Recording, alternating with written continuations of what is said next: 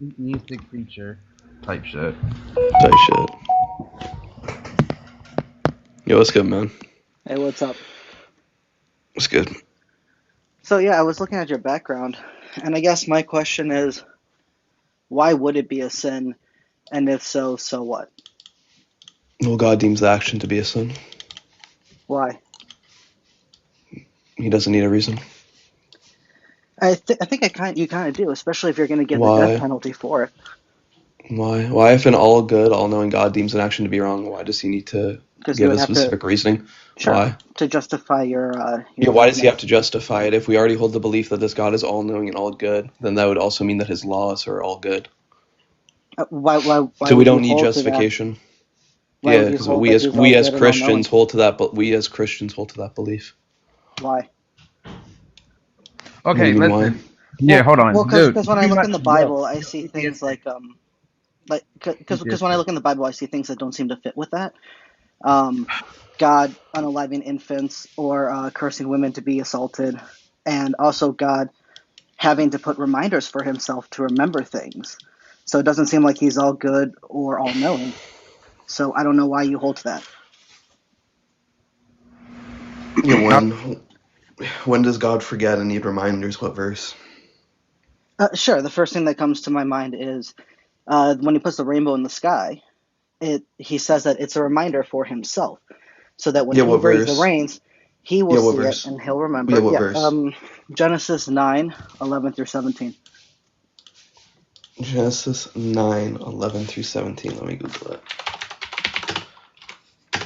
So he's saying that it's a reminder for him so that he won't destroy all life again with a flood. That doesn't seem like he's all knowing if he needs to give himself reminders. One sec, let me pull it up. Establish a covenant with you. Never again will life be destroyed by the waters of a flood. Never again will there be a flood to destroy earth. Just follow this on a reminder.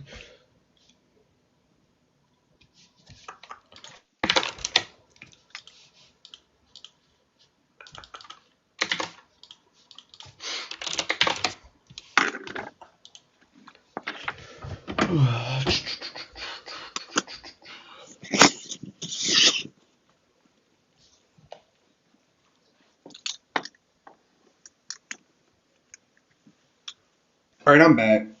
I was just gonna tell you that they uphold they just hold them as axioms, bro. That's it.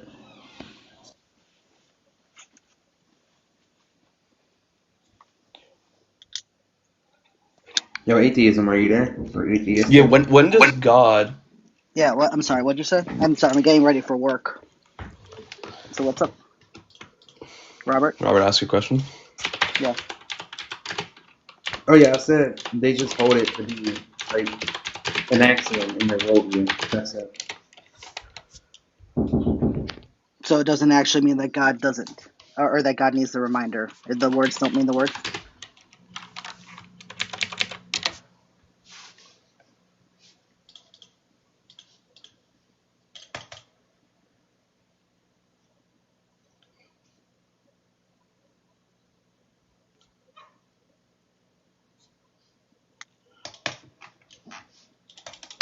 Robert, you here?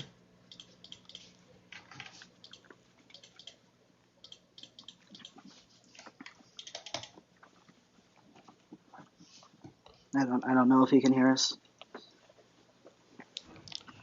No, Robert can hear. Yeah. What's up? Wait, who's So this, Um, Robert? So again, why is it a sin, and why should it matter?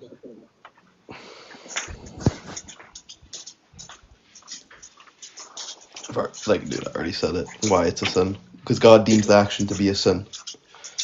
Yeah, no, That's why it's a I sin. get he deemed it a sin. Why did he deem it a sin? Why is it a sin? I get that it is. Yeah, he Why doesn't is need it? a reason. In the Christian faith, he doesn't need a reason. All a sin is an act that goes against like a divine law. So in the Christian faith, this divine law would be God's law. So the Christian God's law.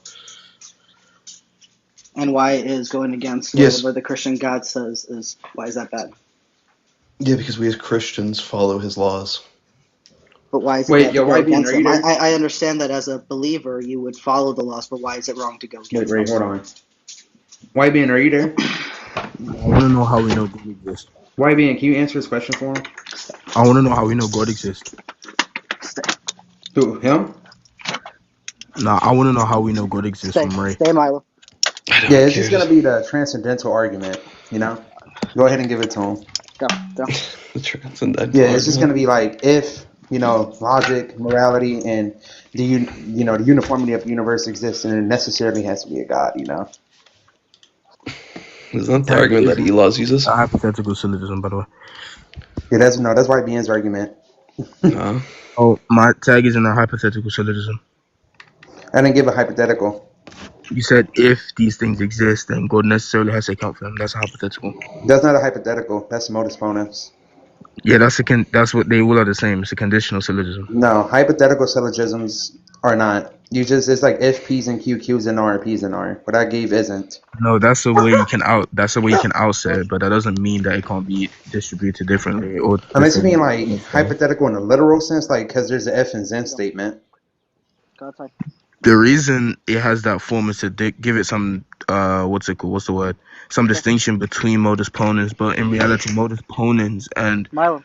for example, a syllogistic form of that is still the same thing, just with more premises. No, It's the they're same not thing with more hypothetical. They're premises. just conditional.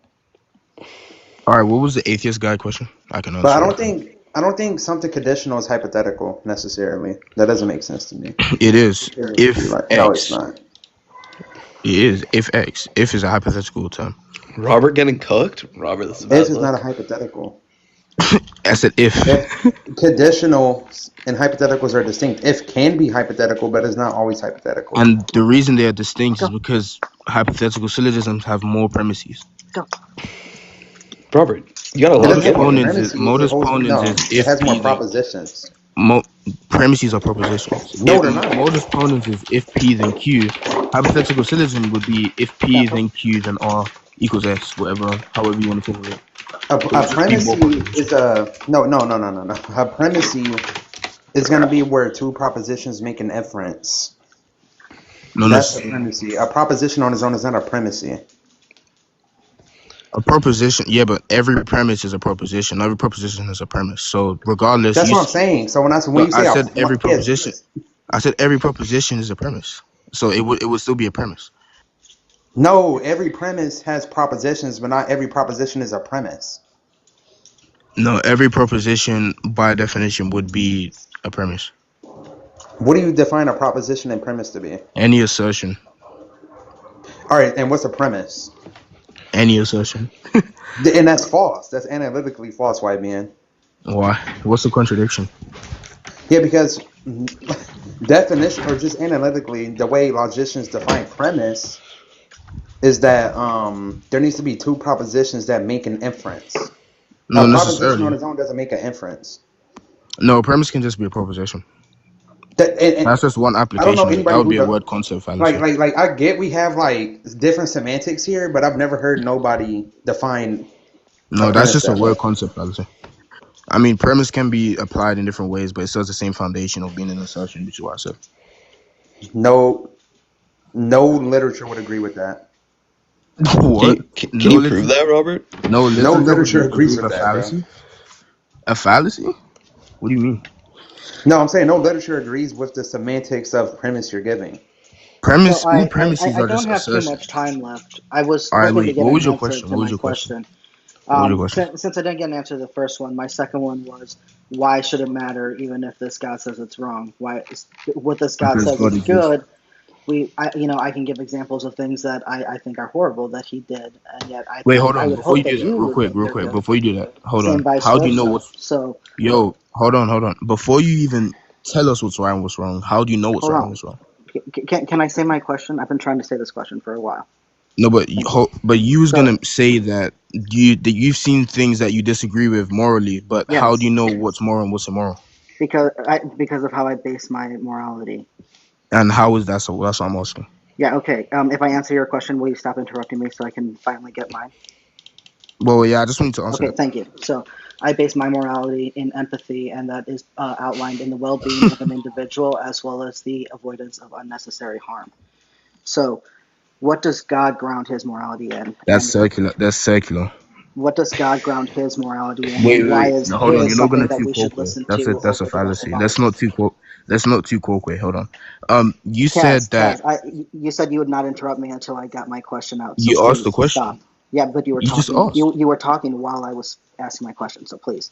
I was. So I'm just pretty sure he because was muted. just I'm because the pretty sure Christian he was God muted.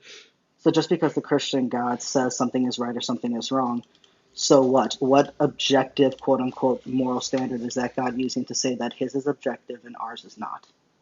Okay, now that hold on, that's a two quoque. I want you to answer the question first. You said you I already ground it answered the in. question. Hold on, you said you ground it. Okay, so I want to probe you on that answer. You said you ground it in avoidance of harm. I asked you, how do you know what's harmful and what isn't harmful? You just asserted your position again. Yeah, based off of observation and data collection, we can definitely Is find your what is observation harmful. universal? I'm sorry, what? Is your observation universal? Yes, we can observe what causes suffering and what doesn't. That doesn't answer the question. I said, is your observation universal? Yes, universally we can observe what is harmful and what is not. So I'm answering your question. Can you How please can answer you mine? gain a universal from a Cass, are particular? you able to answer my question or not? If you're But not, that's a please two let quoque somebody else fallacy then. answer it. If I ask you a question and then you ask me a question back without answering the question, then that's a That's two quoque literally fallacy. that's literally what you did. You're being dishonest, and by trying to What do you avoid mean? answering the question, by trying to turn it around. I asked you the Yeah, question. because you I already turned answered, it around on and me. I answered the question from my perspective. Now, please answer it And from now yours. let's talk about it. So let's talk about it. Do you I'm think you can asking just for the answer? answer for yours. Cass, are you going to Wait, waste my wait, but time? you Are you turned going to waste around and my asked. time? Wait, I hold on. If literally I have ask 5 minutes left, and I've if been I asking this ask you, question since before hold you on, wrote. hold on, just hold on.